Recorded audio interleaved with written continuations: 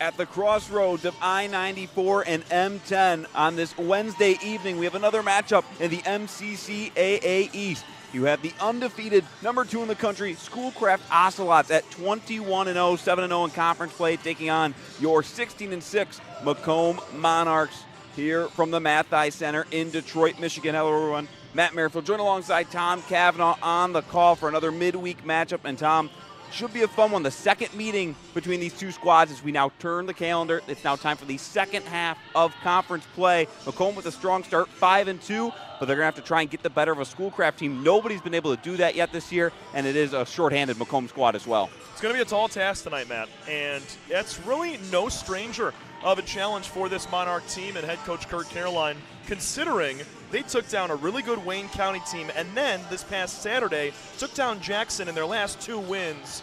They hadn't beat the Jets in their school history. So, and that's without 2 of their top players, Vanessa Galovich and Asi Jihad, who are both likely out for the remainder of the season. But you're right, you turn the page to this second half of the schedule, 5-2, a great record there. But I mean, you're not number 2 in the country for no reason. This Ocelot team is for real, coming in at 21-0, 7-0 in conference. They are polished, and they put up 136 points back in early November, and since then it's just been utter domination.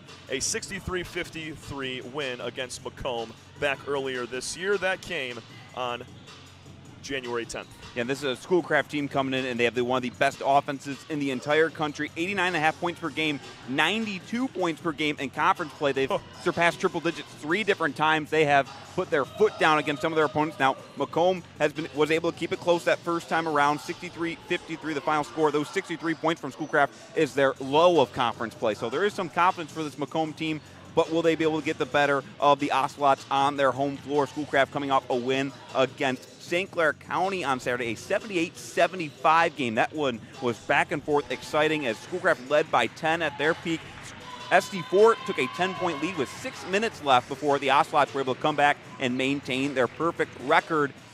What's it going to take for Macomb to be able to get the best of the Ocelots here tonight? Yeah, SC4 had them on the ropes, but that's what good teams do. Head coach Shea Lewis executing to get their 21st win. If you're Macomb, you got to run the floor and you got to shoot the ball well. When you look back at that game against Jackson, Macomb did one heck of a job shooting the basketball from 3-point range. They were 7 of 20, which was fabulous for 35%. That's well above their average. And then they ran the floor very well and rebounded. Now, this is a very deep Schoolcraft team as you're watching them join their bench. They have around 13 to 14 players on this roster. Most of them are healthy to go today. If you're Macomb, you're rocking with 8, 9, maybe 10 players. We'll see who they throw out there. It's a much more limited squad. So I expect a lot from this starting 5 out of the Monarchs. And if they can run the floor, make some baskets, they're going to hold tight this Schoolcraft team like they did in the very first meeting. Well, Macomb is 12-0 this year when they shoot over 23% from deep.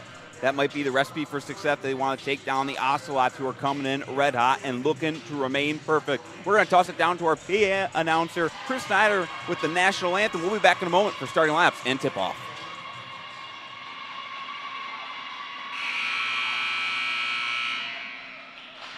Fans, welcome to tonight's NCCAA women's basketball matchup featuring the Schoolcraft Ocelots and your Macomb Monarchs. At this time, we ask that you please stand as we honor the United States with the playing of our national anthem.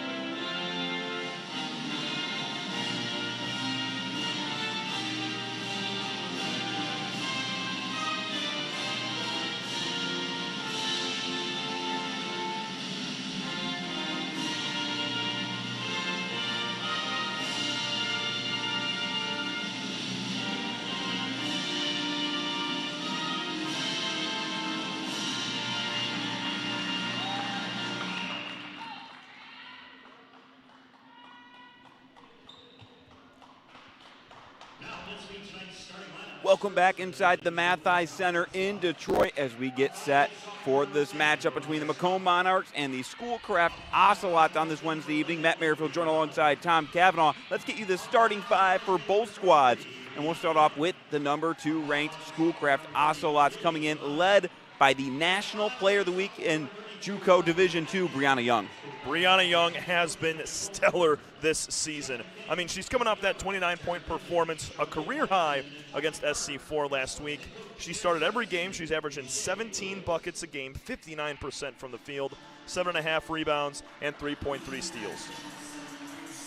And on the Macomb side of things, as we look at the starting lineup for Schoolcraft, starting off at guard is Maria Scott, number 10, followed by a freshman in Avery Collins. Brianna Young, one of the forwards, and joined in the front court by sophomore Amelia Levine, number 30, and sophomore Riley Abney, number 32, a transfer from Oakland University. And then on the other side for Macomb, with some of the injuries that they've had, they're trying to overcome with their lineup. They're rolling the same starting five they had the last 2 games. It's going to be right down the list. 1, 2, 3, 4, and 5. Starting with the freshman guard, Mackenzie Harris. The redshirt sophomore guard, Alea Forrest. Sophomore guard, Janiyah McWilliams. The freshman guard, Hannah Tamu. And what do you know, another guard, Ruby Sanderson, the sophomore.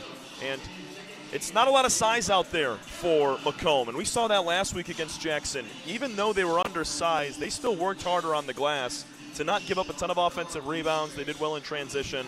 And when Ruby Sanderson, McWilliams, and Tamu are at 5'7", and then your tallest player is on the floor, you're going to have to work just that much harder to be able to, be strong on the boards like they were last week against the Jets. Well, as we talked about before, Tommy, rebounding's more about the effort than it is about the size, so we'll see what kind of effort Macomb brings today. They're going to have to come with a lot of it if they want to knock down the 21-0 second-ranked Schoolcraft Ocelots. Macomb led by their head coach Kirk Caroline in his second season, 32-19 across the 2 campaigns, as the Monarchs have tied their win total from a year ago at 16-13. They already have 16 wins on the year. We'll see if they can surpass that total here tonight. Shay Lewis, the head coach for Schoolcraft, in her 7th season at the helm. And off the tip, Janiyah McWilliams controls it for Macomb. And we're underway from the Mathi Center. Matt Merrifield joined alongside Tom Cavanaugh. Alea Force with the basketball. She'll swing it around to the right wing to Janiyah McWilliams. Entry pass into Sanderson. A blocking foul quickly whistled underneath. Early foul call. Likely to be on Brianna Young. And it is. And when you're the player of the week across the entire country, that speaks volumes to not only the week she had, but the entire season. Her campaign this year has been sweet. She's coming off a 29-point, 12-rebound double-double in that win over SC4 on Saturday. She already picks up an early foul. Macomb now trying to get that first possession back underway. Alea Forrest going down the left of the lane. Left hook off the mark. And a rebound grabbed by Young, and back the other way come the Ocelots, right to left in this opening quarter. And a quick whistle, a turnover for a travel against Schoolcraft. Something that Macomb does very well. They've done it all season, is forced turnovers. They're plus, I think, 2.5 when it comes to the turnover ratio. And getting it started early on, trying to keep that Ocelot team to another low point total like they did about a month ago. Alea Forrest trying to run the offense, left off a screen from McWilliams, finds Mackenzie Harris, who had a strong performance on Saturday. Entry pass down low to Hannah Tamu, and she opens the scoring with a deuce. Tamu with 10 points in 37 minutes against Jackson on 3 of 14 shooting. She's been much better of late. Levine in the post, back out to Brianna Young, who bullies her way inside, foul called on the floor. Matt, remember back to when we were covering Macomb taking on SC4, Mayana Cooksey. She was just dominant getting to the rim, crossing up guards at the top. Schoolcraft going to look to attack the same sort of way, getting to the cup. And this is a Schoolcraft team that does not rely on the three-point shot. They like to get to the basket, and with a lack of size down low for Macomb, they're going to try and exploit that here. Over a minute into the game, 2-0 Monarchs attacking the basket. Schoolcraft shot is off the mark, tipped out of bounds, and it's going to stick with Macomb. So a couple of empty possessions. That was Riley Abney on the miss. Abney, a sophomore, transfer over from Oakland University a year ago. So when you go from the Division I ranks down here to junior college, I mean, she is balling out at 13 points per game on 36% shooting. Hannah Tamu in the right corner returns it to Forrest. out beyond the arc on the right side. Trying to work on Maria Scott. Shot clock down to 8. Missed time pass intended for Ruby Sanderson. And now on the other way on the break. Scott taking it all the way, using the window up and in. Timeout quickly called by Macomb. Active hands on defense, able to create that turnover. And you could tell the Ocelots getting out and running. They're going to continue to follow that up throughout the contest.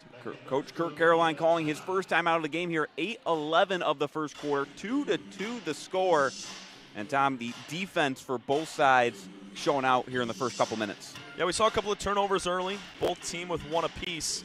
And right now it's obviously really early, 1-0 in the rebound category in favor of Schoolcraft. But the thing that is going to keep Macomb in this game is Schoolcraft taking one shot maximum on a majority of their possessions. Offensive rebounds are going to be key for the Ocelots to be able to pull away and get a huge lead. If you're Macomb, have to block out. And we saw on the miss from Abney on the little running floater on the left side, there wasn't any sort of a scrap for an offensive rebound there and no second chance opportunity. Macomb needs to keep that up.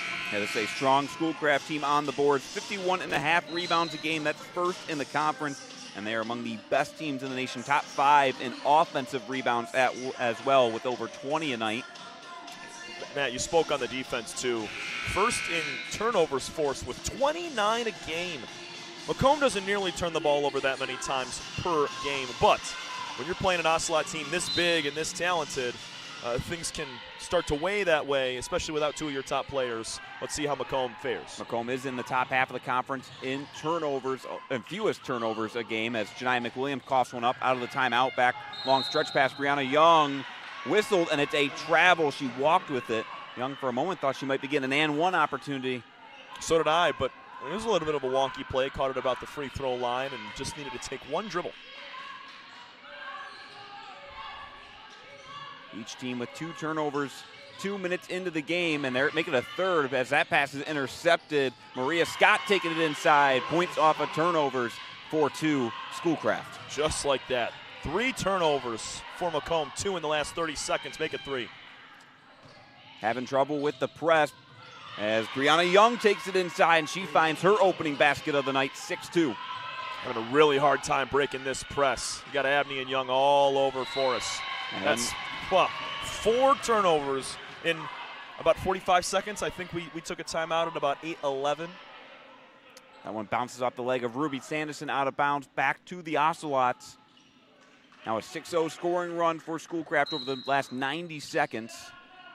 You can see why they put up triple digits 3 times in the last 5 games. It's because their ability to score quickly and in bunches, forcing turnovers like this. Now we'll see what the half-court offense has to show for Schoolcraft. Maria Scott back up top to Riley Abney. Late in the clock, she takes it down to the basket. Misses her first attempt, second chance, rebound, up and in. That's that sort of thing right there. Offensive rebounds and turnovers plaguing the Monarchs very early in this one. Macomb able to get into the front court now. Sanderson steps into a short 2. It's too long. Too much mustard on it. Collins, stretch pass ahead to Scott. They'll go into the post to Levine. Hook shot off the heel and out. Great rebound from McWilliams, not allowing a second chance there and looking to push. Looking to push, stopping at the free throw line is Janiah McWilliams. A missed time pass intent for Hannah Tamu out of bounds and back to the Ocelots here at 6:42. It's just overwhelming currently. When you look at Macomb, with the possessions they've been able to have in these first few minutes across half court, being able to set up, it's just a little discombobulated. You could tell right there, Tamu looking to cut one way or the other, the miscommunication. It's overwhelming right now from the Ocelots. Entry pass down low, and Levine connects with 2 more. A 10-0 run for Schoolcraft. Macomb had the opening basket of the game. Since then, only 2 field goals attempted. They have turned the ball over 6 times to just 3 field goals overall on the day. Looking to right the ship, Alea Forrest back up top. Mackenzie Harris, she'll try from long range. Too heavy-handed, rebounded, grabbed by Avery Collins. I mean, Jemiah Rogers was in the paint there looking for a rebound. Inside, mid-range floater from Abney, nothing but net. Yeah, we were watching Abney in warm-ups, and took about a dozen shots we watched, missed probably one of them. She can fill it up. Forrest on the right wing, calls over Hannah Tamu. takes it inside, and Forrest all the way in to finally end the scoring drought of over 3 minutes. Alea's at her best when she's getting to the rim, finishing strong like that. She had 16 points against Jackson last week. And Schoolcraft continues to hammer the well inside. It's Amelia Levine with another deuce. I don't know about you, Matt, but Amelia Levine does not look 5'11". I think she's sitting a little more closer to 6'6". She is a big presence out there on the floor. Tamu thinks about it, now puts on the deck, drives inside, Euro step, draws the blocking foul. She will get to shoot 2 at the line. First time today either side has gotten to shoot from the charity stripe. Take a look at up and down this Schoolcraft team. It's fairly even. You got 7 sophomores, 5 freshmen across, with a couple others in there as well. But, I mean, it's a very veteran crew. And Abney, we spoke about being the transfer from Oakland University. The only transfer on this roster, that's very rare these days that you see just one transfer across an entire roster. Everybody else, homegrown talent that has returned for a second season under head coach Shea Lewis. It's a team with a ton of depth as well. 14 different players averaging over 10 minutes a game. Tamu connects on her first free throw. Second, good as well. Automatic from the line. Team leader in free throw percentage at 79% clip this year. Now 14-6 to score. Driving baseline is Jaya Bushell with her first minutes of the game. Long pass across the right side. Avery Collins, head fake, drives inside. Right-handed floater, too strong. Tipped out towards the three-point line and picked up by Alea Forrest for Macomb. Forrest going right off a screen from Jamea Rogers. Attacking inside. Forrest too long. It's a real tough angle for Alea that time. Driving baseline, try to get some glass with almost no real window pane to go off of. Pass tipped out of bounds off of Janiah McWilliams. Will stay with the Ocelots here at 4:42 of the first. Already 5 more shots been taken for Schoolcraft than Macomb due to those 6 turnovers.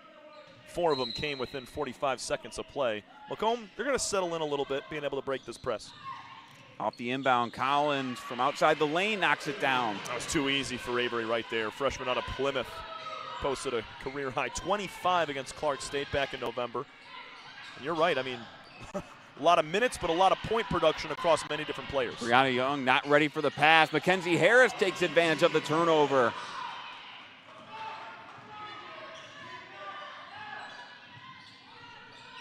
Good to see Macomb taking advantage of an untimely turnover by the Ocelots. Collins, top of the arc, over to the right side to Abney. Abney coming off an 11-point performance. Pass inside, and once again, it's Amelia Levine. Well, Levine averaged just 4.3 points per game a year ago for Schoolcraft. Now up to 8 a game, and she's on her way to blow past her average with already 6 in this first quarter.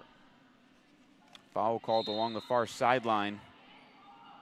As Macomb tried dribbling up the floor as Rogers checks out. Ruby Sanderson, one of the 5 starters for Macomb, checks back in. All 5 starters back on the floor now for Macomb. Alea Forrest didn't leave the floor on Saturday. She played all 40 minutes. Janiah McWilliams played 39 of the 40 against Jackson on Saturday. I think there were 4 different Monarchs that played 30-plus, and that's what it's going to take with a limited roster. McWilliams well beyond the arc, dribbles to her right, walled off by Levine. Long pass over to the left side. Harris late in the shot clock, fires it up too high, and a rebound picked up by Schoolcraft. Levine gives it off to the trailer. Collins, pass inside, intended for Brianna Young. Nice play by Harris to force another steal. On the break, 3-on-2. McWilliams takes it all the way. Love that transition bucket right there. McWilliams continues to play well this season, and she stepped up into a huge leadership role in her sophomore season. Harris already with 2 points, 2 assists, 2 steals here in the first quarter. 4 different Monarchs in the scoring column. Collins takes it inside, little help from the iron and windowed. 20-10 Schoolcraft. Brianna Young knocking the ball out of bounds. Good read on the pass. They'll stay with Macomb here at 2:46. We'll see the tallest girl amongst anybody stepping on the court here tonight. Deja Brown at 6'3", just stepped on. So, I mean, several players above 6 foot, and then you get a 6'3" Deja Brown. A lot of size for Schoolcraft. Both teams spreading the wealth. There's 5 different scores for Schoolcraft already. 4 different scores for Macomb. Sandus on the left wing gives off to Hannah Tamu. She'll try a triple. Too strong. Offensive rebound by Sanderson. She looks for Tamu underneath. Tipped out of bounds. He'll stay with Macomb. Well done for Ruby Sanderson. As soon as she made that cut to the rim, that rebound coming out her way, able to set it back up and get another possession. It's second and third chance points are what's going to keep Macomb in this one. Quick inbound pass. Midi 2. Halfway down and out for Alea Forrest. A foul called on the floor going against Schoolcraft. So Macomb will keep the possession alive. That'll be on Abney, her first. I'm sorry, second. It's a good look for Macomb off the inbound pass. That one was all the way down before it just skipped out at the last second. Unfortunate break for Alea Forrest. Mackenzie Harris tasked with the inbound. To the far corner to Tamu. Now trying to take it into the lane. Scoop. And off to the left. Rebound picked up by Brianna Young. Back on the break. Schoolcraft looking to run. Maria Scott goes down low to Deja Brown. And is tied up in the post and a held ball. That's what Coach Caroline loves to see right there. Obviously, Deja Brown was several inches on Hannah Tamu, but that's not stopping Ruby Sanderson from getting 2 hands in there and switching the possession arrow. Good dig. It'll stay with Schoolcraft. 2 minutes to play in the opening quarter. 20-10 in favor of the second-rate Schoolcraft Ocelots. As Collins pass intended down low to Deja Brown, too high. That's good pressure. Turnover number 5 on Schoolcraft in this first quarter. 12 combined between the two teams. So Brianna Young off the floor for the first time. Ayanna Stevens, the freshman, just checked in for her. McWilliams gives it off to Mackenzie Harris. Harris picks up her dribble across to Forrest. Now Sanderson, she'll huck up a 3. Yes! Woo! Nothing but net for Ruby Sanderson. Just 3 for 26 on the year from deep. That one looked pure. Looked like she made about 20 of them. Down to 90 seconds to play in the first. Deja Brown in the mid-range, passes up top to Collins. Drives past McWilliams, pass underneath. A foul called against Sanderson underneath. And it'll be Ayanna Stevens heading to the line. It's out of position a little bit with Sanderson. You saw Stevens get the position, and it's an okay foul. I know for Ruby that's just number 1 on the night, but you'd rather give up, make her earn 2 free throws and give her a free, easy 2, which would have been. Stevens 7 for 22 at the line. That one looked pure as well. Everybody's shooting above their means here tonight based on their season averages. That was not a 7 for 22 form on that shot. Not at all. Stevens had 8 points, 9 rebounds against Macomb in the team's first meeting back on January 10th.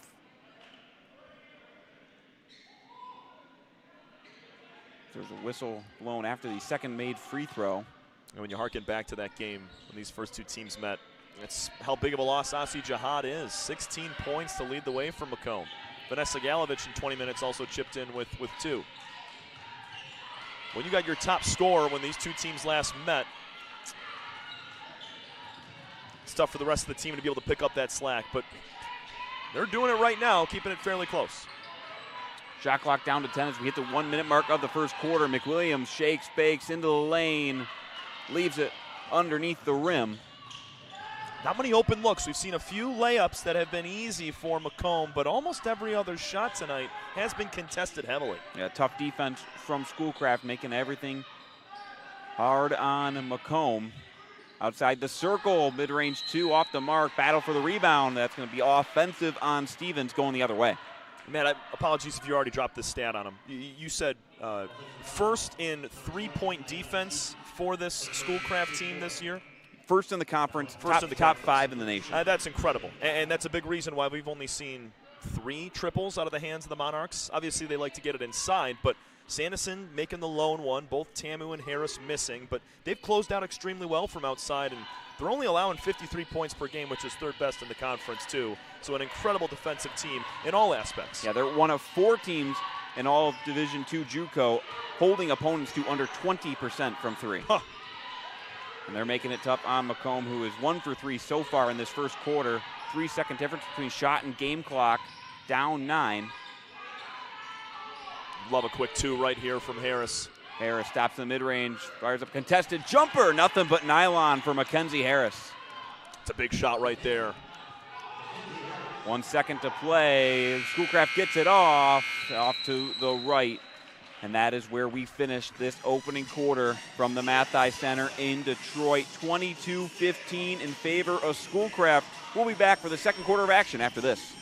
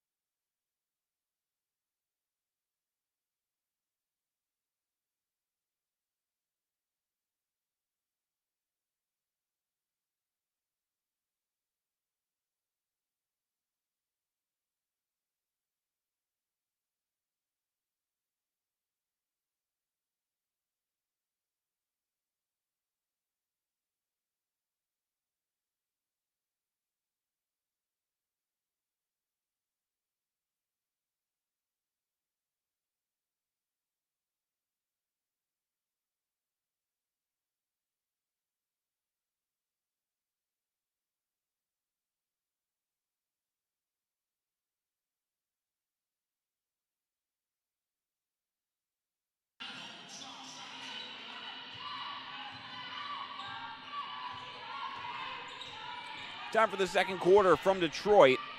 Macomb down 7. The Monarchs starting with the basketball. Matt Merrifield joined alongside Tom Cavanaugh from the Mathai Center. Outside the left arc, Galovich dribble handoff inside to Alea Forrest, who took an extra step, called for the travel. The beginning of that play was awesome from Alea. Was able to split the 2 defenders, and as her momentum was moving towards the rim, she tried that step through and just didn't take that one dribble she needed. Just tough play right there, but shows her ability to handle the ball well. Just missed that one dribble. Maria Scott, top of the arc, passes down low and in the post, going to work. Ayana Stevens with another deuce. Yeah, it feels too easy right now for Stevens, Young, Levine, and company, just dominating down low in the paint. Matt, out of 24 total points, 22 of them for Schoolcraft coming in the paint. That's sizable. There's a reason why they're first in the conference in field goal percentage at 44% a night. They're getting high percentage looks, and they're knocking them down. Straightaway 3. Forrest dropping it in for 3. Heck of a shot from Alea. She's really improved her three-point percentage this year up to 28%, down from 26 a year ago. Mackenzie Harris picks up a foul. She just had her 3rd assist at the other end of the floor. 3 different Monarchs with 4 points. Leading scorer on the Schoolcraft side of things is Amelia Levine with 6 in that opening frame. These are 2 of the better teams in the conference, and when you see the distribution of scoring, that's a big telltale reason why they're at the top of the East. 5 different Ocelots with 4 or more points in this first quarter and change. Hook shot underneath, no good. Offensive rebound, put back up and in for Deja Brown. I mean, really nothing that Alea Forrest at 5'5" can do right there. Almost a foot difference Deja Brown has on her, pulling that rebound down and getting the kiss. Forrest and the Monarchs looking for a response, down 9. Now over to Harris on the left wing, right off a screen from Tamu. He switched on to Johnson Musa. Shot clock down to 7, handoff on the floor, battle for it, and it's going back to the Ocelots. It's just tenacious defense right now. There's been a few good looks, mentioned it at the tail end of the first quarter, few good looks for Macomb, but most of them have been heavily contested and this Monarch squad has really had to work for their points. It seems like the 26 that have come for Schoolcraft so far have been fairly easy. There's been a few nice contested shots, but everything has come pretty simple for Schoolcraft. That's not the case for MCC right now. Yeah, Schoolcraft 12 for 18 from the field. That's 67%. Macomb on the other side at 7 for 16, but they've had to work for those 7. Dribbling inside, too strong offensive rebound, put back up and in. Stevens again on the glass. Yeah, you're just seeing the difference in size between these two teams and how it's affecting those second chance points. That's now 3 offensive rebounds for Schoolcraft. Feels like they've had more. Forrest over to Harris on the right. Stops on the right elbow, back out to McWilliams. Shot clock down to 10. Finds Alea Forrest cutting underneath and draws the foul.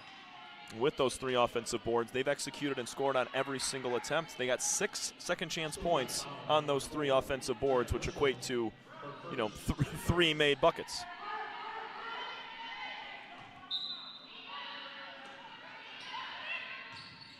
Inbound pass to Nia McWilliams. She'll try her hand at a 3 off to the right. Rebound tipped out of bounds, and it'll stay with Macomb. The Schoolcraft sideline not happy with the call. Good battle underneath by Forrest. Yeah, you had Deja Brown looking the other way. When the ball went straight up off the tin, she was looking right. The ball went left. Forrest, she was tracking the ball nicely and just kind of slapped it off of Brown's ankle. Harris looking to get it in. Running out of time. And a 5-second violation, another turnover against Macomb. That's number 10 in this first half, and it goes back to Schoolcraft. I mean, just a bunch of Darrell Revises and Ed Reeds out there playing great defense. I mean, nobody was open to be able to find an opening for Harris. The length of Schoolcraft proven to be a difficult challenge at both ends of the floor for Macomb. Going back to Stevens. Missed the shot underneath the rim, but draws the foul to head to the stripe. Yeah, she got caught way underneath the rim right there. That's just a reaction foul. But this is kind of looking to be that teetering point for Macomb. If they can hang around and keep this game somewhat close, make some shots, and try to dissect this Ocelot defense a little bit. And right now, Jania McWilliams being tended to on the trainer's table. She walked over there on her own volition, so nothing too serious, but I mean, this Monarch team cannot afford another injury. They're already down to about 9 players. Had to bring volleyball player Corinne Hutton onto the roster the other day. Jemiah Rogers is back active for the first time since early January. It's off the second free throw. Miss at the rim. Mia Wright puts it up. She can't connect. Now diving on the floor for it. Kicks it out to Avery Collins on the wing. And the offensive possession remains alive for Schoolcraft, up 12. Scott gives it back to Collins, down to 5. Entry pass tipped away. Sanderson with the steal. Nice job by Ruby. Now Harris all the way, takes it down low. Great control and a kiss off the glass and in. How about Mackenzie Harris? She continues to impress, and she shows flashes of veteran leadership. Down a lot early first half. She's able to take it to the cup and finish. Taking it to the cup. This time is Priya Johnson-Musso, left it short. Now Macomb trying to stretch it out. Tamu, left wing in transition. Called for the walk. It's now 11 turnovers for the Monarchs in this first half. And like I said, not a team that's going to cough it up a whole lot on their own. But when you play a team that forces nearly 30 a game, it's definitely going to affect you a lot. It has in these opening several minutes. Stevens at the top, guarded by Kurt Williams in for the first time today. Right, back to Stevens underneath, and 2 more for Ayanna Stevens, up to 9, a game high. That was a great move from Stevens. How about the feed from Mia Wright? Both of them were threats to score at the rim, and Macomb had to kind of pick their poison there. Great cut from Ayanna. Yeah, Stevens only averaging 5.9 points per game, already up to 9. Taking inside, the foul and the finish for Alea Forrest. So skilled when going to the rim, especially using that left hand for the little kiss. And going back to the comment you made about Mackenzie Harris, Forrest, another fellow sophomore on this team. And when we talked with Coach Caroline before the game, he really credited the veteran leadership of this team. A big difference why they already have matched their win total from a year ago is the fact of how many sophomores and just the maturity of this team that they have. Yeah, just posing the question, what's the difference between last year to this year? He said sophomores, veteran leadership, and it shows right there. Great point, Matt. Driving inside, and Maria Scott with another 2, up to 6 points today. Quick response the other way. Hannah Tamu taking it to the tin, and she draws the foul. The fouls have been pretty dispersed amongst this Ocelot team, but Macomb's got the right blueprint ahead of him right now. Get to the rim, try to draw those fouls, and get this Ocelot team in a little bit of foul trouble. We saw that against the Skippers of SC4 a couple of weeks ago, Matt. Macomb did a really nice job of taking out some of their taller players when they were mismatched down low. They were out of the game due to foul trouble. Now, obviously, Macomb couldn't pull out a win in that one, but they were doing the right things to try to come back and pull out a W there. Hannah Tamu with a friendly roll off the iron on her first free throw attempt, now 3 for 3 on the day, 5 points overall. Second free throw from Tamu is pure as well. 10-point contest as Macomb's offense having a solid day. 9 for 19 from the field. They've knocked down 4 of their 5 free throws. 1 for 4 from 3. You'll take it. Only 4 attempts on a high volume. They just are having trouble getting stops and keeping Schoolcraft out of the paint. Should have been 2 triples as well. I think Forrest's foot was on the line instead, and another offensive rebound. But you're right. Offense has been pretty solid for Macomb, just much better from Schoolcraft. Maria Scott, the janitor on that play, cleaning up the least rebound. 12-point game back in favor of Schoolcraft as we hit the 5-minute mark of the second. Mackenzie Harris drives inside, tried to use the window off the mark. Now Avery Collins weaves through traffic, passes off to Scott again, missed rebound and up and in. Brianna Young has really not been the focal point, but she picks up 2 more points on the offensive boards. Yeah, Young having a quiet day, making room for Ayanna Stevens as well as Scott to come through and have big days. But, I mean, that's just why they're the number 2 team in the country. They have so many different versatile scorers that can pop up at any time throughout the conference season. Tamu drives, stops on the right block, hands it off to Sanderson, left it underneath on the bunny, tipped out of bounds. Last off of Brianna Young, so fortunate for Macomb. It'll stay with the Monarchs, but that's a look that Ruby Sanderson is going to want to have back here as we hit the under 5 timeout of the second quarter. 37-23 Schoolcraft. We'll be back in a moment.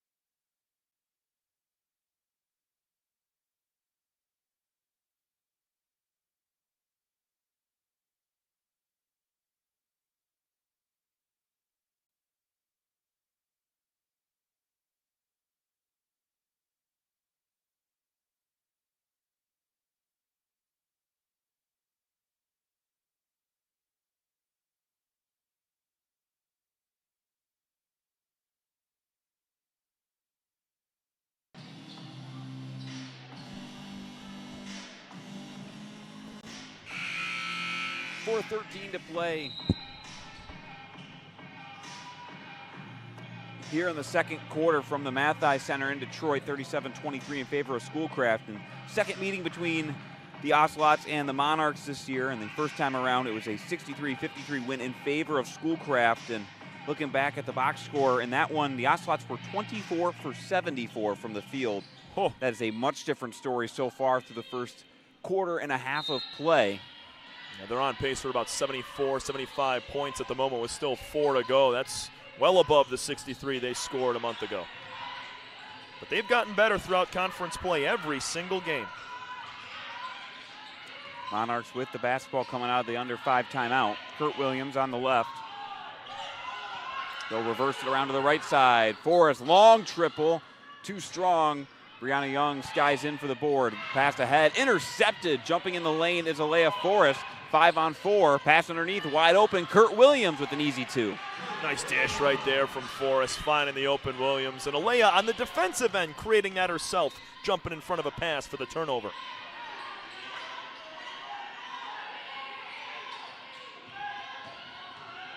Maria Scott off a ball screen, right-hand floater off the heel and out, but draws the foul. She'll shoot 2. That was a great screen. Completely took Forrest out of the play right there in a free lane. It was either a free floater or she was going to get fouled.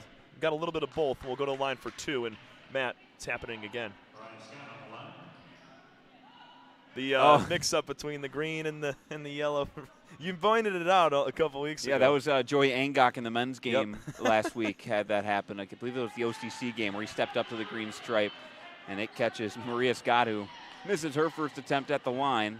Happened again last week, too. But we were talking about, I think it's just the fluorescent lighting against what seems to be a yellowish court, and then you tack on yellow lines to it. It's, it's mayhem. Scott goes 1 for 2, now tied for the game high of 9 points.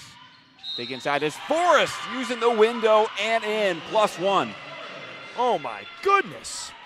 Splitting the defenders again, taking that ball up and over, pop, stop, shot. I mean, how about it from Alea? She's really showing out here tonight as she does almost every single night in conference play throughout the last 2 years. And now the team leader in points tonight with 8. Chance to tie all scores with 9 if she can knock down the free throw attempt. A 71% shooter. That one's green. Down to a 10-point contest as Schoolcraft midway through the first quarter was able to get up to a 10-point lead, and it's pretty much just teetered back and forth. Neither team's been able to stretch it out from that point. Easy 2 at the other end for Brianna Young, now up to 6 points today. Macomb's done a really nice job of battling back and not necessarily climbing back into single digits, but they're hanging around right now because of some great offense and some better defensive plays. McWilliams finds Tamu, who is stuffed underneath, out of bounds. It'll stay with Macomb. Brianna Young said, not today. First block of the day for Brianna Young. That's now 70 on the season, second in the conference. Doing it at both ends of the floor, a top 5 scorer at 17 points per game.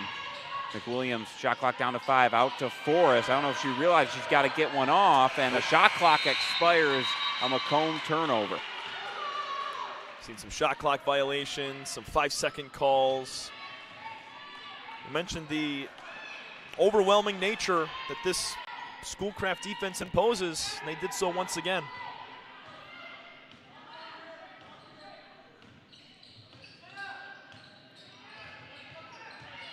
2.5 to play in the second quarter. Collins pass off. Another 3 from Scott. That one's too strong. Bring it back the other way with Williams as it's attempted to be stripped away and knocked out of bounds. They'll stay with the Monarchs here at 2:20.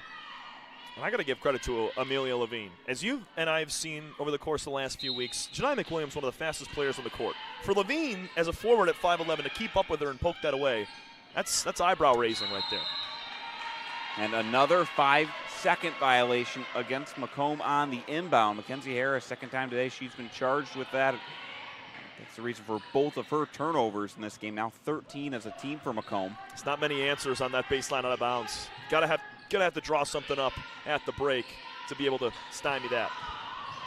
Amelia Levine taking it all the way, putting it on the deck and up and in for 2. Levine getting involved now with 10.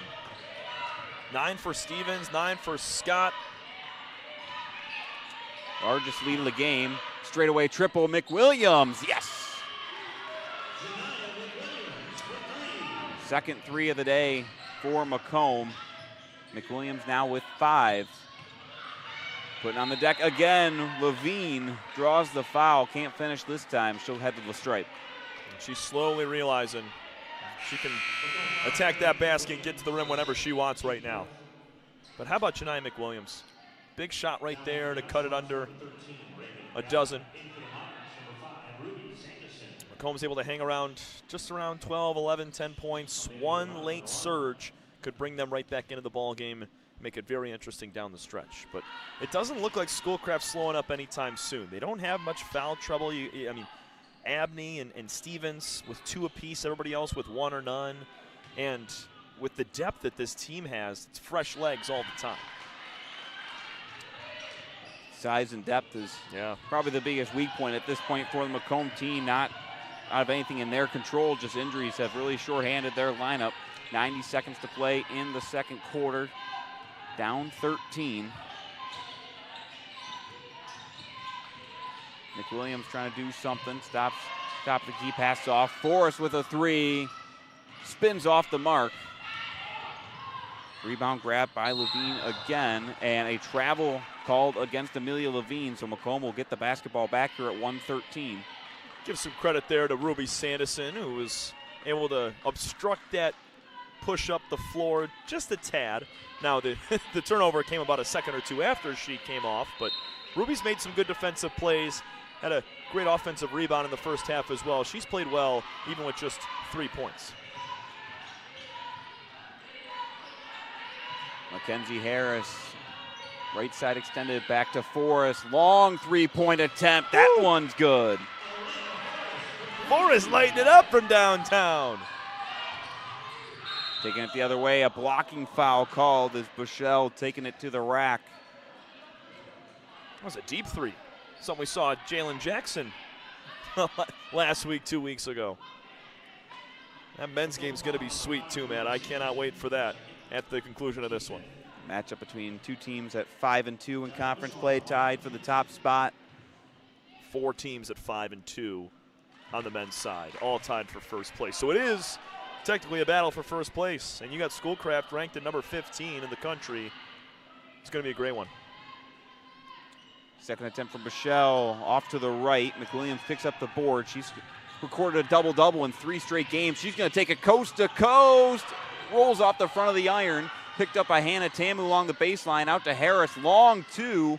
Short off the front of the rim. That's a rare miss from McWilliams. Good play by Sanderson. Forces the turnover. Throws it up off the window. That one spins around and out. Tipped to the near corner. And finally corralled by Schoolcraft. A disappointing empty possession for Macomb. Quick three-point attempt. That one's high off the backboard. Missed. Left short on the second chance. Third chance underneath. And Brianna Young can't find the bottom of the bucket. Shot clock is dead. Down to 12. Harris taking it all the way inside. Draws the foul. We'll get a stoppage here at 9.1 seconds. But Macomb, multiple good looks. Looked like the ball did everything but go down at multiple points. I got to give you a lot of credit, partner. There was a lot going on in a little short amount of time right there. 3 different chances down there for Schoolcraft. Forrest is able to pull it out, nearly had it turned over. Man. Players diving on the deck, saving it. And no points to come from it. But it'll be Harris at the stripe. Pure on her first free throw attempt. I mean, this is, you mentioned it already, Matt. 41%, you're 13 of 31. You've hit 3 triples, 3 of 8 for 37. And you're 6 of 7 at the free throw line. That's a good day at the office offensively for the first 20 minutes of action. And it still seems there could even be another level that the offense can go to, because Mackenzie Harris, Alea Forrest, and Jemima McWilliams have been stellar as of late. Right. Harris has been averaging 21 points a game in her last 3 games. I just mentioned a moment ago, McWilliams with 3 straight double-doubles, and they're playing well, but to take down the number 2 team, you got to play some of your best basketball. As down to the final seconds, near corner 3 from Guy is off, and that is where the first half will come to an end. 45-36 in favor of the Ocelots. And I guess we can just continue where we were just talking about a moment ago. A good offensive half from Macomb, but Schoolcraft has had nothing to stop them on their offensive end. Right, and to kind of go back to the point you just made, you have to play extremely well. Now, they're doing well offensively, as you mentioned, but they got to play out of their mind. They have to do that and shoot the ball even better, while also Schoolcraft having a bad day shooting the basketball. The only thing you can point to for the Ocelots that's been poor today is they're 0 for 4 from 3, and their last 3 triples came within the last, 2 minutes of the half. 30 shots, almost all coming inside the paint. They have 38 paint points out of 45 total. Those others have come at the free throw line, 7 of them at the line. So, I mean, inside the paint right now, Schoolcraft is dominating, not only with size, but the offensive rebounds. They have 9 of them. They got 10 second chance points. They're doing everything to be able to win this game handedly. And if you're the Monarchs, you got to rely on Alea Forrest, Janiyah McWilliams, Hannah Tamu, and Mackenzie Harris to continue to make plays. But let's try to scheme them open a little bit better, because we saw the 5-second calls. We saw the shot clock violations, the tough contested shots. Things have to come a little bit easier in this final 20 minutes for Macomb to battle back and try to pull off the upset. And we'll see what the second half of action has in store. We're going to take a quick break, but we'll be back for more of the action as Macomb and Schoolcraft do battle on this Wednesday in Detroit. It's 45-36 Ocelots here at the halftime break from Detroit.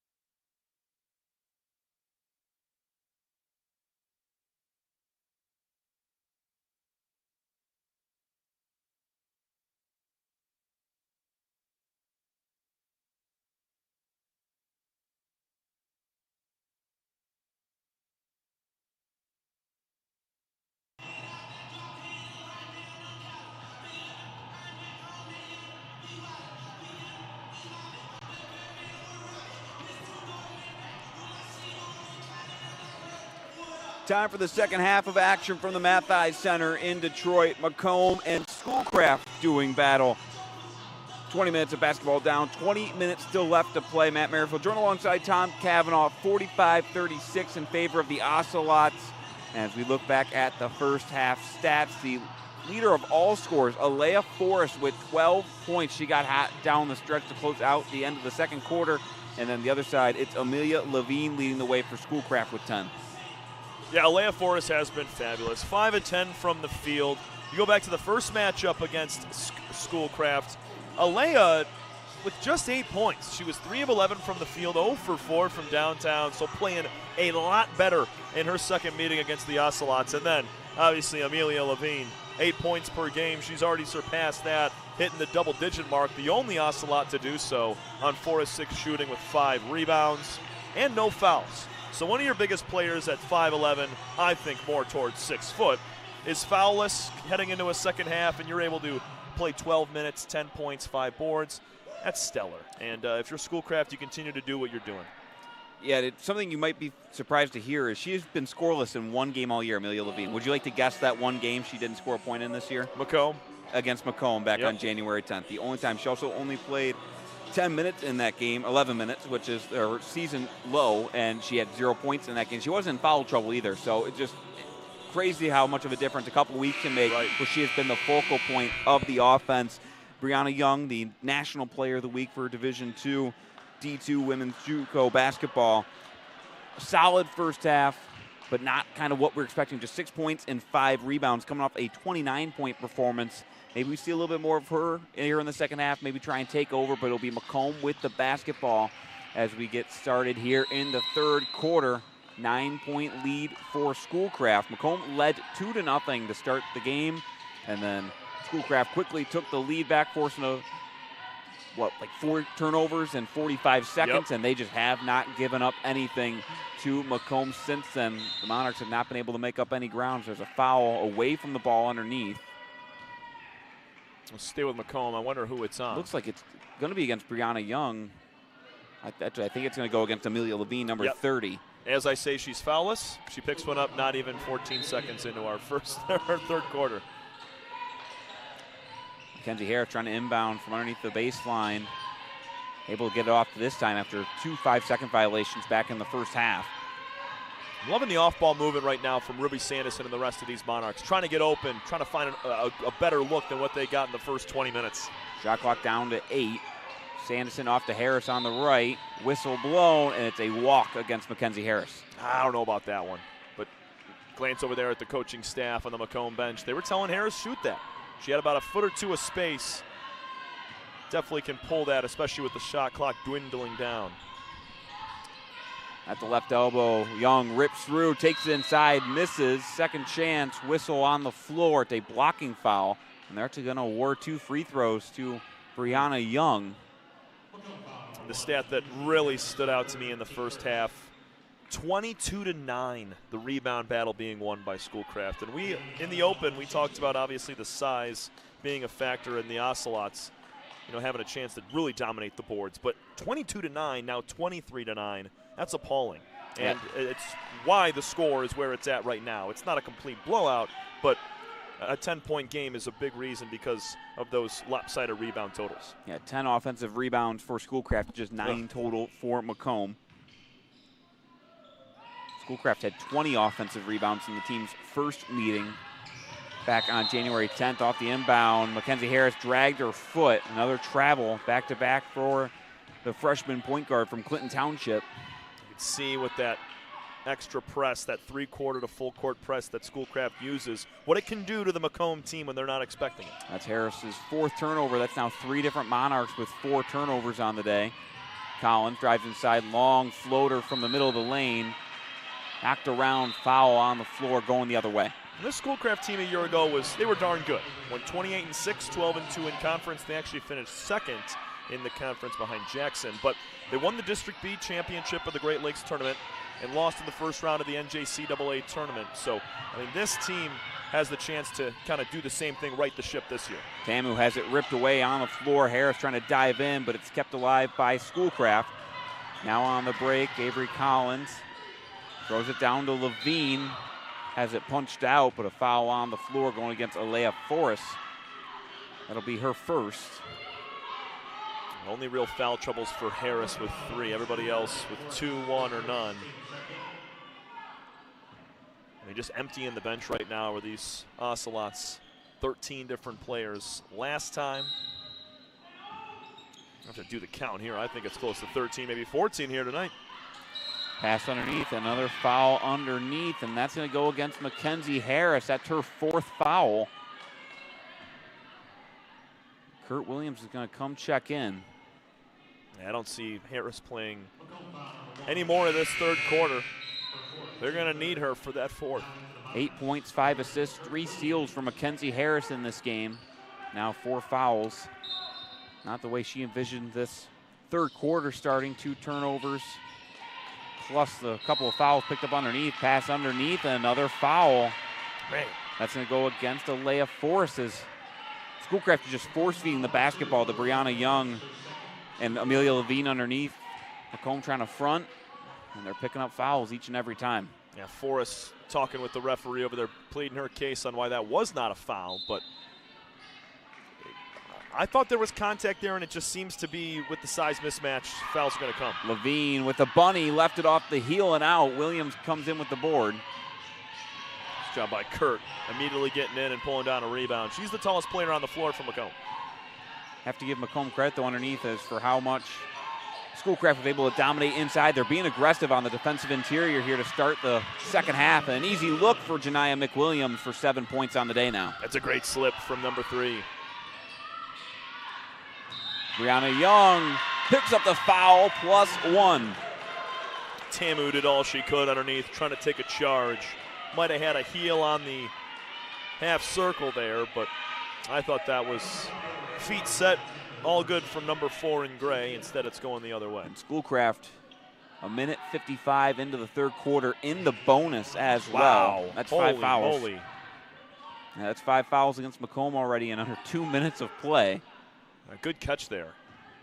Usually you see it about 4-minute mark, 5-minute mark at the earliest.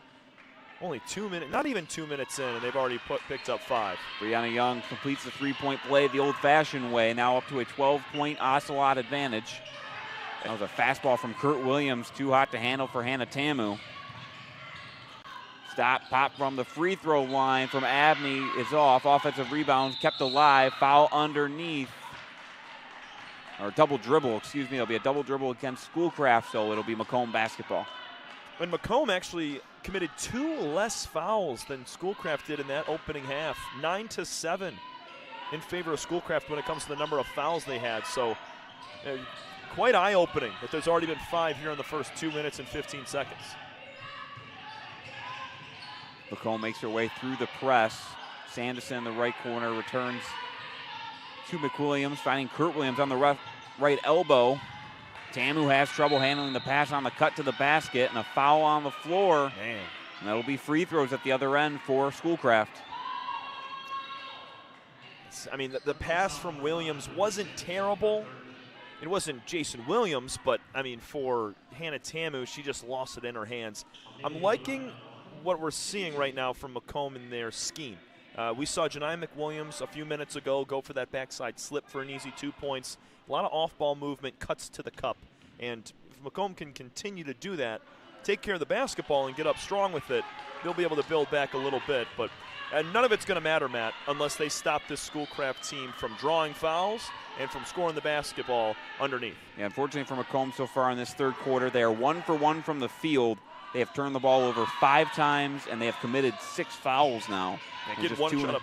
Sorry, getting one shot up in 2.5 minutes. That's not good. Long pass from McWilliams. She finds Alea Forrest underneath, wide open. Kurt Williams with an easy basket. Heck of a pass from Alea. She's affecting the game in all different ways. Now up to 3 assists. She's going to have to try and run the offense a lot with Mackenzie Harris being on the bench with 4 fouls. Back to Levine. She can't miss near the basket. McWilliams with the rebound, and now she'll try and weave through traffic. Long floater using the front of the iron for some help and in. Well, shooter's touch there for McWilliams. Nice bucket. A friendly roll off the iron. 9-point game. Taking it right to the rack, and a quick response from Riley Abney, the Oakland University transfer. Now she's had somewhat of a quiet day so far, 3 of 6 shooting for 6 points with a block and a pair of steals. Alea Forrest tries to take it inside, has it knocked away. 3-on-2, Schoolcraft has numbers. Collins, bounce pass to Levine, and a good hook. It's a good transition bucket right there for Levine, being able to slow her momentum down, pivot on 1 foot, go up strong in relation to where the basket was. Well done. Kurt Williams, too strong. Sanderson comes in for the rebound. Second chance. Good finish by Sanderson. And Ruby's really done a nice job on the offensive glass. That's 2 offensive rebounds now for her tonight. Her defense has been great, and that's a nice shot off the glass, Ben Wallace style. That's number 3, which and Oh, all you're 3 right, yeah. all 3 have been offensive rebounds. As pass kicked back out to Abney. 2 that have really stuck out to me, one in the first corner and one right there. Abney stops and she's able to draw away McWilliams, and a friendly roll up and in.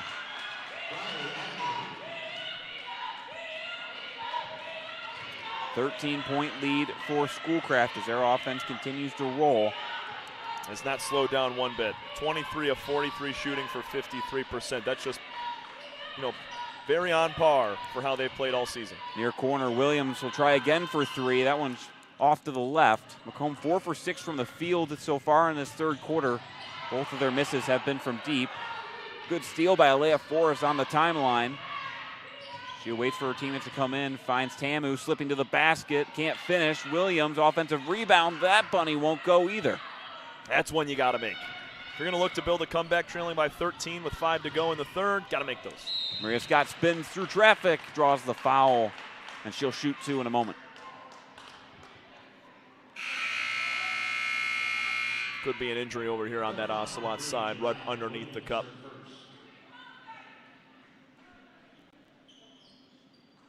That could be Mariah Scott after the foul, but That'll take us to the under 5 timeout in the third quarter, 57-44 with the advantage to Schoolcraft. We're going to take a quick break. We'll be back for the rest of the third quarter after this here from Detroit.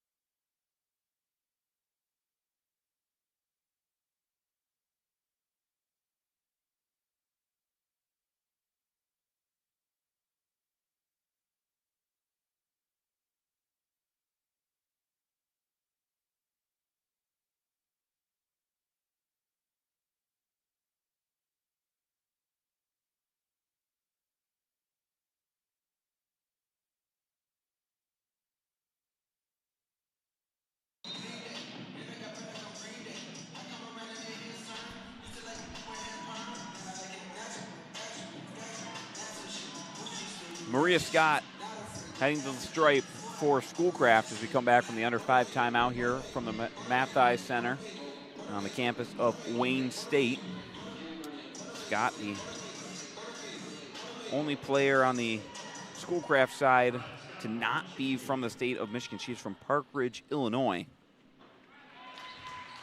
She connects on her first free throw, averaging 6 points a game, 2.5 boards and 2.5 assists as well this year. Now into double figures with 10. Make it 11. And it's up to a 15-point lead, largest of the day for the Ocelots.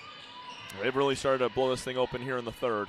Macomb hung around with some great shooting from three-point range in the second quarter and making some timely buckets, but Forrest from the corner, knocking it down. And as we've seen so many times already tonight, where Schoolcraft stretches out, gets that biggest lead, Macomb has that immediate response. kind of a broadcaster's jinx our way as well. Levine with 2 more underneath, now up to 15, tied with Forrest for the game high. Yeah, they're just impressive, a well-oiled machine offensively, and no real answer for this Macomb defense. Ninth game in double figures this year for Amelia Levine, the Detroit native. On the near wing, Forrest again left it short, and Levine able to corral the board. Up ahead, pass up top to number 14, Deja Brown with the easy lay underneath. Yeah, on a lot of teams, Deja Brown would be that star post player, that forward. Tonight, she's only played 7 minutes. She does have 4 points, though. It just shows the incredible depth of this Schoolcraft team and the talent that they possess. And it's Coach Kirk Caroline using his timeout here at 3:42 of the third quarter. 63-47. Ocelots. A strong day from Amelia Levine continues at both ends of the floor. And I brought it up right before we came back from the previous break, Tommy, about just how good Schoolcraft has been on the interior. And obviously Macomb without their star player, Assi Jihad, who was the big size at 6 foot. But I don't know how much of a difference she would make in this game because there's always 2 players at least on the floor for Schoolcraft with some size, and it's just a team effort with how good they've been able to attack the interior. Yeah, it's tough to say, obviously. I mean, when she did play in that first meeting, Schoolcraft only won by 10, 63-53. They are now at 63 points right now with almost 4 minutes to go in the third quarter. And I think a big reason why that game was so close is because you mentioned it earlier in the game. 24 of 74 shooting the ball were the Ocelots. Just dreadful for 32%, way above, under their average, excuse me. I mean, 24 made baskets, not dreadful, but when you take 74 of them, the shots weren't falling for them, and it kept Macomb in the contest. Much different story here tonight. The Ocelots are hitting on all cylinders. 25 of 45 tonight for 55%. Much different, much better than what this contest was back in January. And to counter my own point, just having Jihad underneath just to be that presence of defense can make all the world the difference in terms of having those looks at the basket. As Levine with 15, that's the most points she's had since December 17th against Kirtland when she had a season-high 17. As we resume, Macomb looking for a response. Forrest looking for Rogers, intercepted by Abney. Forrest able to rip it right back. I have numbers if they want it. Forrest to Tamu, but a push in the back from Deja Brown, picking up the foul. But you're right. I mean, even if Jihad's down there and she's able to affect, a rebound one way or the other, you said it. There's at least 2 players at 5'11", 6 foot on the floor that somebody else is going to be in there for Schoolcraft to be able to pull it down. McWilliams receives the inbound, finds Rogers in the left corner. Go back to McWilliams up top, scanning for a teammate. 2-3 zone defense now Schoolcraft has gone to. Force again, knocking down the triple from the near corner. Now up to 18. Her third triple. Boy, it continues to fill it up from outside. We spoke about how she's gotten a lot better this year from downtown and showing it tonight. Levine, little hop step into the lane, high arcing floater dropping in.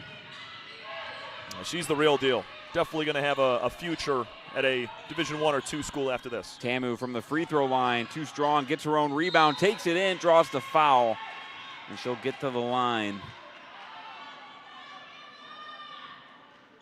Just the 4th game on the year for Forrest with 3 or more made triples. Her season high was 5 back against Mott on January 17th. That's her 19th game in double figures. She has had 3 20-point performances this year, including 2 in conference play. She had a couple strong games against Henry Ford and Mott back in mid-January. She's been very consistent so far here as of late. She hasn't left the floor now in 2.5 games. Right. She played all 40 on Saturday. She played all 40. And she rarely ever gets a break Wayne, regardless. Yeah. I mean, 36 minutes a game, 37 minutes a game, that's on average. It's impressive how her motor continues to spin even this deep into a game with no rest. Yeah, it's now 7 straight games with 14 or more points. Another basket for the Ocelots. Deja Brown with picking up 2 more, up to 6 today. See how Macomb looks to attack this zone. Did a nice job with Forrest in the corner last time. Kurt Williams, good patience, able to use the glass with a kiss. And she was just kind of lingering underneath the basket there, found her sweet spot, was able to finish. That's 3 possessions against the zone for Macomb as a double dribble against Jaya Bushell goes back to the Monarchs. But that's 3 possessions, that's 7 points for Macomb. They had made 3. Tamu able to get to the free throw line after getting an open look at the free throw line. Then right there, Kurt Williams with the easy look underneath. They're doing a nice job against this 2-3 zone. Schoolcraft, they should just stay in at the rest of the game. Well, let's see what happens. Head coach Shea Lewis for the Ocelots wants it to be a little bit more interesting. 90 seconds to play in the third, 13-point lead for Schoolcraft. McWilliams at the top to the free throw line, left elbow, Tamu, pass tipped, not tipped, out of bounds. It'll stay, go back to the Ocelots here at 128. And that's not to knock Macomb, because, I mean, we're watching an interesting game, but it's been at about 12 to 13, 14 points for a majority of the contest, Matt. They just haven't been able to make any headway cutting into single digits. It's a big part because Schoolcraft's been so efficient.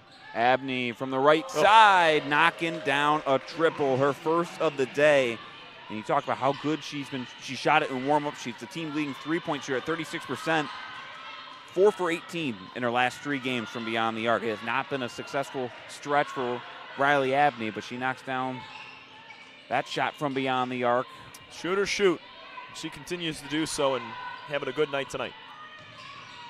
McWilliams back to Rogers on the right wing. Pull up 2, and that one snapping it home. Jemiah Rogers grabbing her very first points since coming back on the team.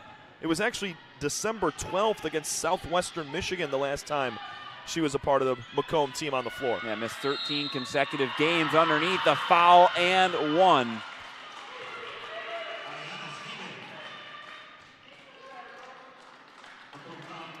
That was Ayanna Stevens with the second chance effort off the Bushell miss. Now Stevens into double figures with 11. Kurt Williams picked up the foul. Yeah, her third. Sanderson now with 3. Tamu's got 2. Forrest has got 2. 5 different Ocelots in double figures. Yeah, and a big reason for that is obviously shooting 14 of 18 from the free throw line, but it's caused by 8 fouls in this quarter alone after Macomb had just 7 in the first half entirely. And this has been Schoolcraft's best offensive quarter so far, 28 in this 10 minutes of action. They're separating themselves. Number 2 team in the country for a reason, a perfect 21-0, 7-0 in conference play. Shot clock and game clock almost even.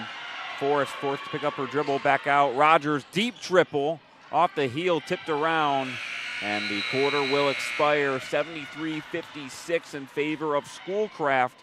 And their offense just keeps on humming. They're 10 minutes away from keeping the perfect season alive at 22-0. Yeah, I mentioned it already. I'll say it again. Well-oiled machine, Shea Lewis's squad, trying to honestly compete for a NJCAA national title. And this is just another stepping stone on their road to do so, outscoring the Monarchs in every single quarter. And this one, the largest margin at +8 for Schoolcraft in that third. They were 10 of 17 from the field, 7 of 8 from the free throw line. Got there a lot due to the early fouls. They were in the bonus with about 8 minutes remaining in the third. And if they continue to keep their foot on the gas, they'll cruise to a win. Now, if you're Macomb, find a way to, hit, you got to hit some more three-pointers. Got to be able to claw back quickly and get a few turnovers, defensive stops. But regardless, go out fighting. And we'll have to see what the fourth quarter has in store. We'll be back in a moment from Detroit between Schoolcraft and Macomb.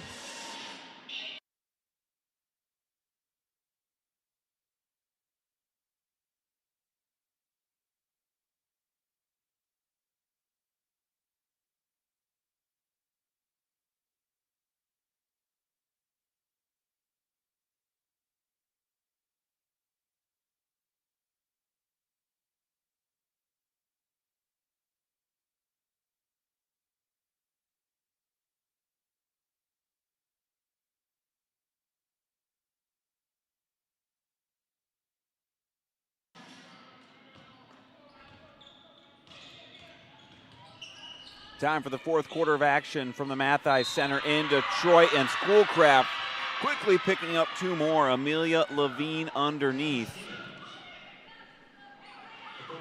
Excuse me, that was Ayanna Stevens with the finish. A little tough to see the numbers with black numbers on black jerseys. It's like that last week with Jackson. They had the maroon on the black trim with maroon inside. It was crazy. Stevens completes the three-point play quickly, 7 seconds into the fourth quarter. And it's up to a 20-point lead in favor of Schoolcraft. It's good to see Harris back in. McKenzie playing with 4 fouls. It's a common sight for Schoolcraft. They have won their 7 conference games by an average of 39 points. Wow. Like I said, they've gotten better ever since that game against Macomb. Tamu's three-point attempt blocked on the way, didn't make it to the basket. Underneath Stevens from the right block. Good defense by Tamu to force the miss.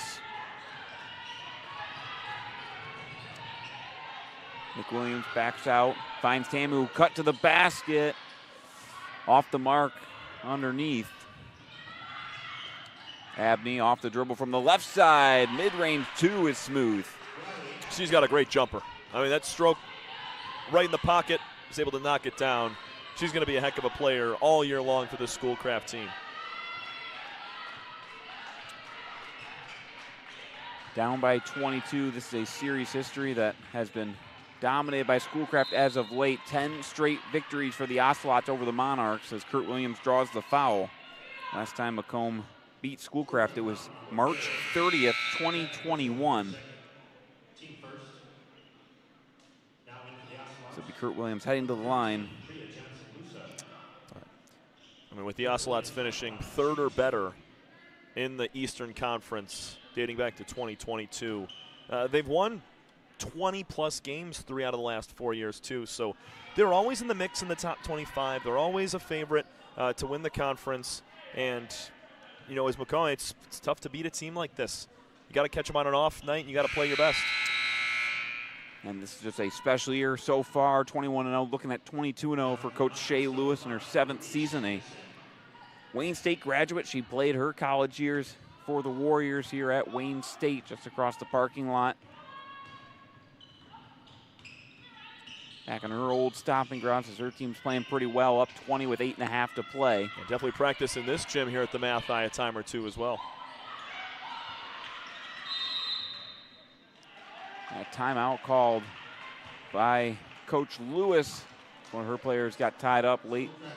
So we'll take a break here at 8:25 of the fourth quarter. 20-point lead for the Ocelots. We'll be back in a moment between Macomb and Schoolcraft.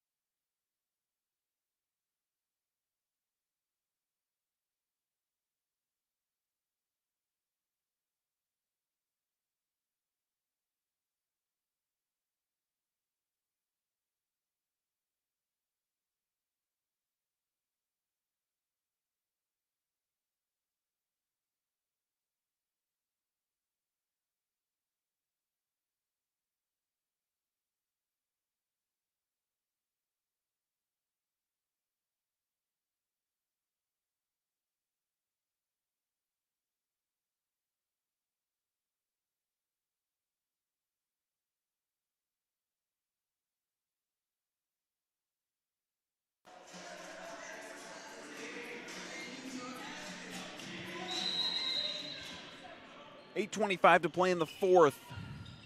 Out of the Schoolcraft timeout, the Ocelots quickly getting inside to Stevens. A little too strong, gets it back, draws the foul. And that's a play they've ran over and over, Matt, where whether it's Levine, whether it's Stevens, it doesn't matter who's down there. Sometimes Young, splitting 2 defenders on the block, they're just feeding it into her. With Sanderson up front, maybe McWilliams on the backside. She's still grabbing it and going up strong with not really much contention. First attempt from Stevens pops out. It's now 3 different Monarchs with 4 fouls. 15 points on 5 of 7 shooting from the field, 5 of 7 from the stripe. She'll go 1 of 2, splitting the pair and make it a 21-point lead. As that press again, still applying pressure. Late here, early fourth quarter, I should say. Football pass from McWilliams finds Sanderson underneath to a wide open Hannah Tamu. Now into double figures with 10. Give Hannah credit too. 6 of 6 from the free throw line. Very impressive. Mia Wright back up top to Priya Johnson-Musa. Schoolcraft dishing around. Riley Abney drives inside, has it poked free. Picked back up by Stevens, but a double dribble. There's Sanderson again getting in there defensively. It's not showing right now on the scorebook with 4 fouls and 5 points, with 3 rebounds, 1 assist, 1 steal, but she's had some quality possessions to take the ball away from Schoolcraft. And we've seen with some of the injuries her role expand here the last couple games, and she has been out there competing at both ends of the floor, making her presence known. Like you said, doesn't necessarily show up on the box score at all times, but she has been an important piece here as of late, starting now the last 3 games with the injury to Asi Jihad. She was coming off the bench as kind of the 6th, 7th man alongside Vanessa Galovich, and really been thrust into that starting role, and has done a nice job with it. Tamu going back to the line, 10 points today, 6 of which have come from that free throw line. And make it 7 now, is really padding her lead as the best free throw shooter on the team, coming in at 79%. You don't see that very often. Close to 80%. That's very impressive. Second free throw is halfway down and kicked out. 18-point lead, 7.5 to play for Schoolcraft. Abney trying to get it inside, but a kick ball against Janiyah McWilliams.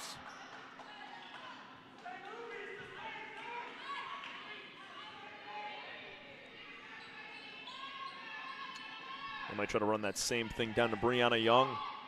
Look for that screen across for Stevens. A good steal and back the other way. An open lane all the way home. Alea Forrest puts it up and in. A 20-burger for Alea Forrest here on this Wednesday evening. Love to see it. Leading scorer in the entire game. Alea came to play tonight. 20 points, 2 rebounds, 3 assists, 4 steals. And hasn't left the floor for the Monarchs. Top of the key, Stevens almost picked up her pivot foot. I don't know how that wasn't a travel. That was wild. Abney, step back from the free throw line, pure. It's butter. I mean, she's got one heck of a shot. You give her any sort of space, and Riley Abney's going to take advantage. McWilliams, trouble on the handle as she crossed the timeline. They'll cough it up and give it back to the Ocelots here at 6:41.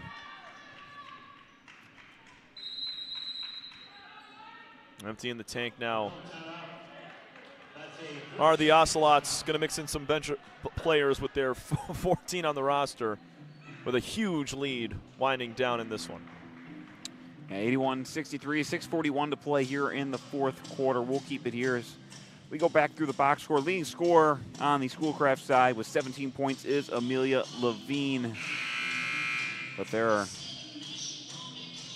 5 different Ocelots, I should say, in double figures. Ayanna Stevens just behind Levine with 16 points. Riley Abney with 15.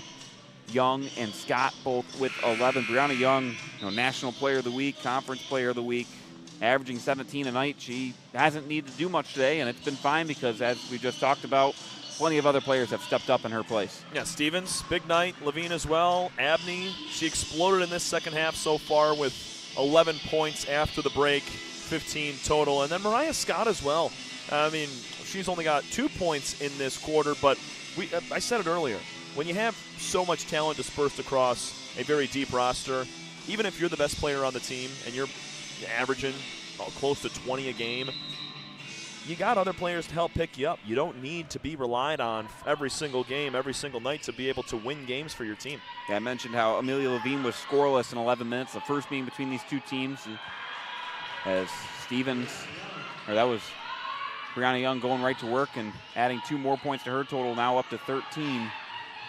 So Levine was scoreless. Riley Abney with 15 points tonight. She was scoreless. Her only scoreless game of the year was against Macomb the first time around. And on the other end, Brianna Young had 22 points back on January 10th. So just a flipping of the script, but still being successful for the Monarchs as they're 6 minutes away from a 22-0 start, 8-0 beginning to conference play. Shot clock down to 3. McWilliams drives inside, has it knocked away. Maria Scott with the steal. Now trying to turn the points the other way. As it knocked free from her hands out of bounds, they'll stay with the Ocelots. Well done from Forrest. Thought that she was able to swipe that and then ricochet it off of the ball handler's chest hip area, and instead it's back with the Ocelots. Out to Riley Abney, guarded by McWilliams. Stevens throws it down low to Brianna Young. And an easy deuce for the freshman from Bloomfield Hills.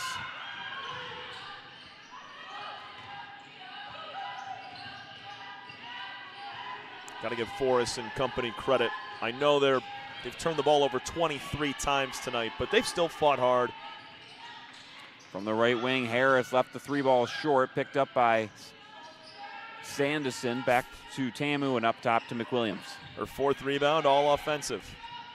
McWilliams just finding her after that first shot. Tamu avoids the defender, drives inside, reverse underneath, and that's up and in for 2.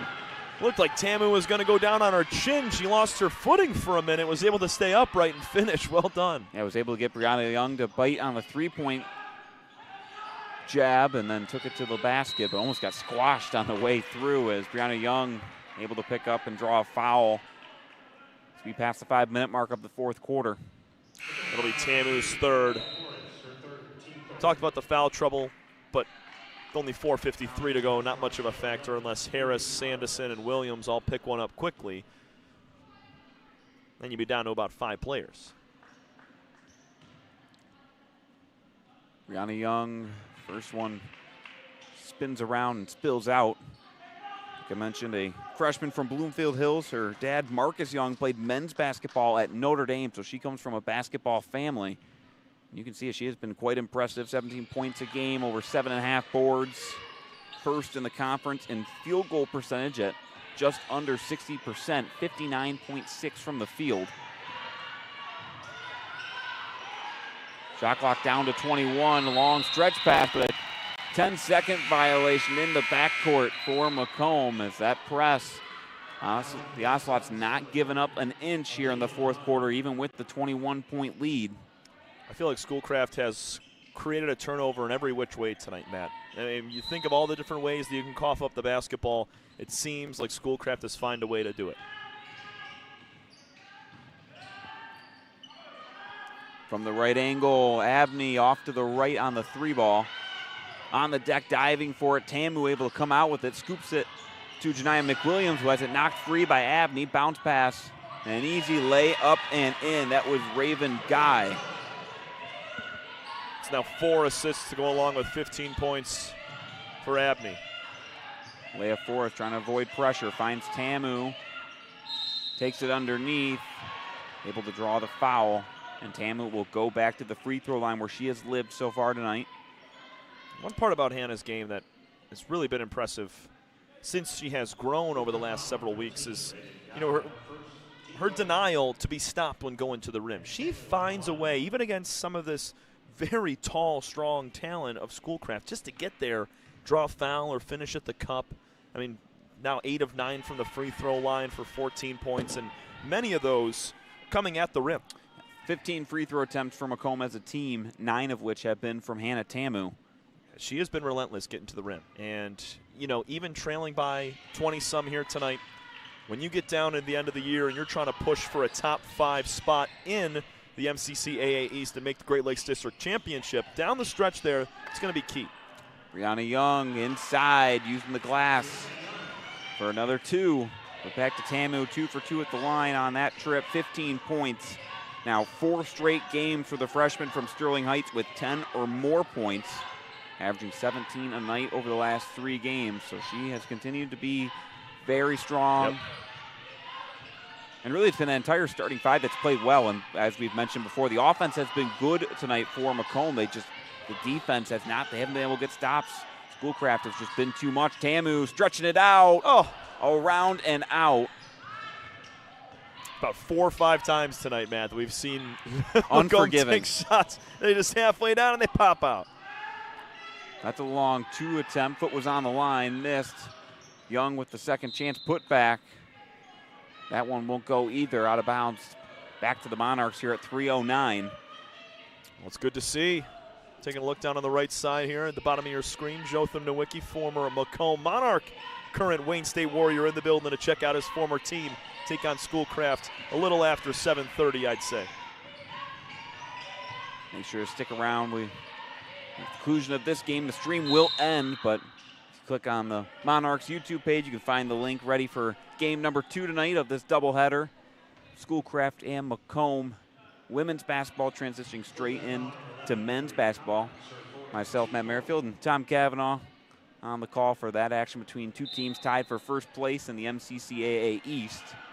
Tip-off will be about 20-25 minutes after the conclusion of this game. As off the inbound from the mid-range, Alea Forrest with 22 now today. As you mentioned, another game scoring 20-plus for Alea. And she continues to do that and be more familiar with having these big nights when they hit that Great Lakes District Tournament and try to move on to the national stage.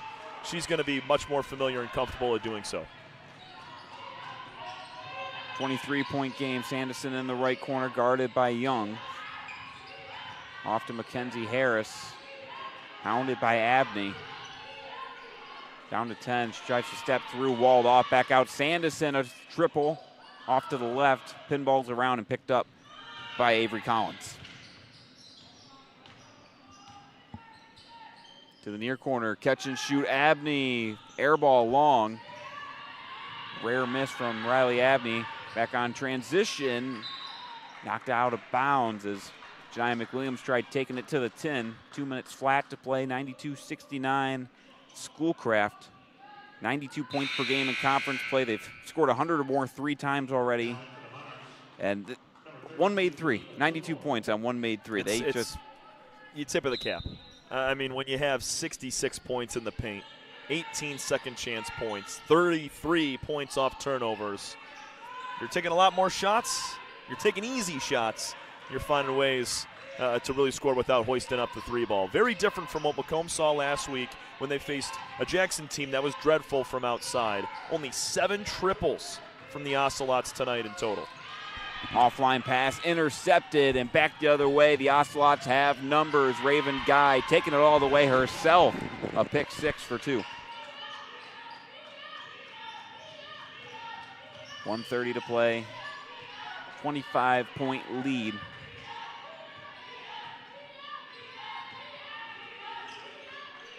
Regardless of the outcome here tonight, proud of how this Macomb team played against the number 2 team in the country. Some would say this is the best team in the entire nation at the Division II NJCAA level. And we keep harping on it. 25 of 55 from the field for 45%. They hit 5 threes on 18 attempts. They're 87 from the free throw line at 14 of 16. Now 2 more coming. That's not bad at all. It's actually a really good day offensively. It's just we spoke on the lack of ability to get stops against a very good team. I pride Macomb in their want to and their grit to stay in this game and continue to fight. Yeah, I think we got to see, you and I got to see SC4 a couple weeks ago, and the jump, I think, and SC4, a very good basketball team, they ended up winning that game by 22 over Macomb. But that one was a tight game for the most part, and it was a full-strength Macomb team. I mean, this Schoolcraft team, like you mentioned, they're number 2 for a reason. Them and Johnson County CC are the only 2 undefeated teams remaining in Division II NJCAA women's basketball. And the other thing I have to take into account when I look at the ranks, I believe I asked you this one of our earlier broadcasts, Tommy, is who's watching this closely to know who is putting Johnson County ahead of Schoolcraft or the other way around? Just now, all the first place votes, all 11, are given to Johnson County as of the poll that came out on February 2nd. But this Schoolcraft team is impressive just with their depth, their ability to shut you down, and then just the dominance and the size that they have inside, the multitude of options they have. Yeah, you might give Johnson County CC the number 1 spot because they played 3 more games and they're 24-0 compared to Schoolcraft, who is 21, going on 22-0 currently.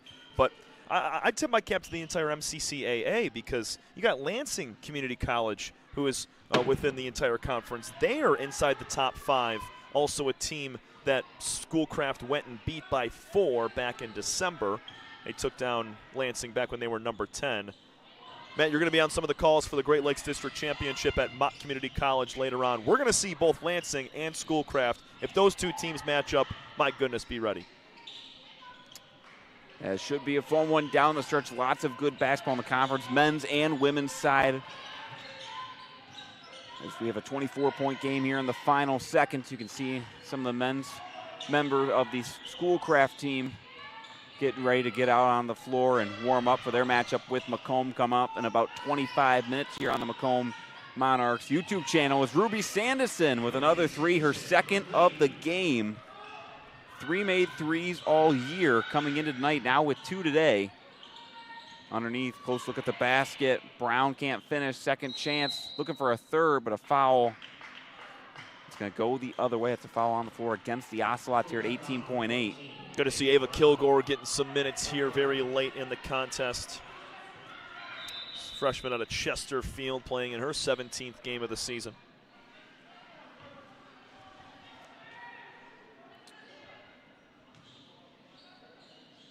Yeah, like you mentioned, just a lot of really good basketball teams in the MCCAA, and unfortunately, Johnson County, they're from Kansas, or Overland Park, Kansas is where Johnson County is. Not a lot of overlap. There's no KCCAA, MCCAA challenge, unfortunately. So you have to wait till the national tournament, which makes that so much fun too, as you get all these teams that play a little bit different styles. Obviously, everybody's local to the area that they play for, so seeing all that different talent and who can put their best on display as Williams goes 1 for 2 at the stripe. Now 9 points on the day for Kurt Williams, who has been very good here as of late, picking up more minutes with injuries to the Monarchs rotation. But Schoolcraft will dribble out the clock. Avery Collins dribbles off the final moments as the Ocelots advance to 22-0 on the year, 8-0 in conference play. Shea Lewis and her squad remain unbeaten. Macomb falls to 16-7, 5-3 in the conference, still third in the MCCAA East. Just ran into a buzzsaw. I mean, it's really, really hard to beat a team of that caliber. Macomb's still a very talented team. I mean, we already spoke about the stats ad nauseum, but on a good day, Macomb can beat darn near anybody. Schoolcraft, that's a team that if they're playing at their best, which they did today, I don't think anybody in the country could take them down. So it's going to be the Ocelots, obviously going to move on to that Great Lakes District Championship, maybe further on.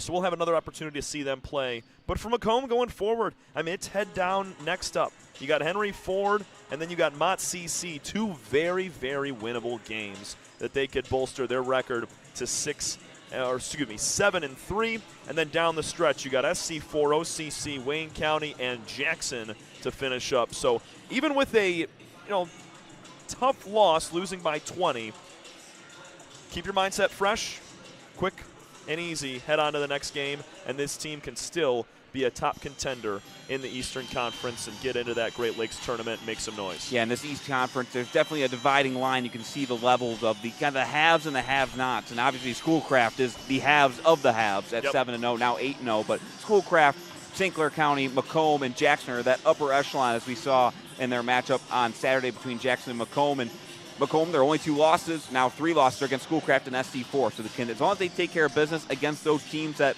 on paper that they're better than, they'll be in a decent shape. And once you get to the conference tournament, once you get to the Great Lakes Regional, anything can happen once you get to playoff time. So nothing to be ashamed of. Good offensive performance as we run back through the box score from this final score of 94-74 in favor of Schoolcraft. On the Macomb side, Alea Force, 22 points, leading the way. The only other Monarch in double figures, Hannah Tamu with 15 points, 9 of 10 from the free throw line. On the other side, Amelia Levine, the leading scorer, with 19 points for Schoolcraft. Brianna Young finished with 18 points, 8 rebounds, tying with Levine for the lead and boards. Abney with 15, Scott with 11, and Ayanna Stevens with 16. As that's 5 different Ocelots in double figures, as that will conclude the game. The Schoolcraft Ocelots, 38 for 68, 56% from the field. Any final parting thoughts, Tom? Nope, you said it best. You handle business, you beat the teams you're supposed to beat and have beaten this year. You're going to be a top 3 team, top 4 team in the Eastern Conference. And when they get to Mott CC down in March, team's going to make some noise. So just look forward to the next one and keep grinding. Well, 19 minutes on the clock to the start of the men's game. That's going to do it here on the women's broadcast. The women's team returns to action on Saturday here at the Mathai Center. Myself and Tom Cavanaugh will be on the call for Macomb and Henry Ford. We're going to take a quick break. Make sure to close out this stream. It's about to end, and join the new link on the Monarchs YouTube page for Macomb and Schoolcraft battle for first place in the men's MCC AA East. Don't go anywhere. We'll be back with more action later tonight here from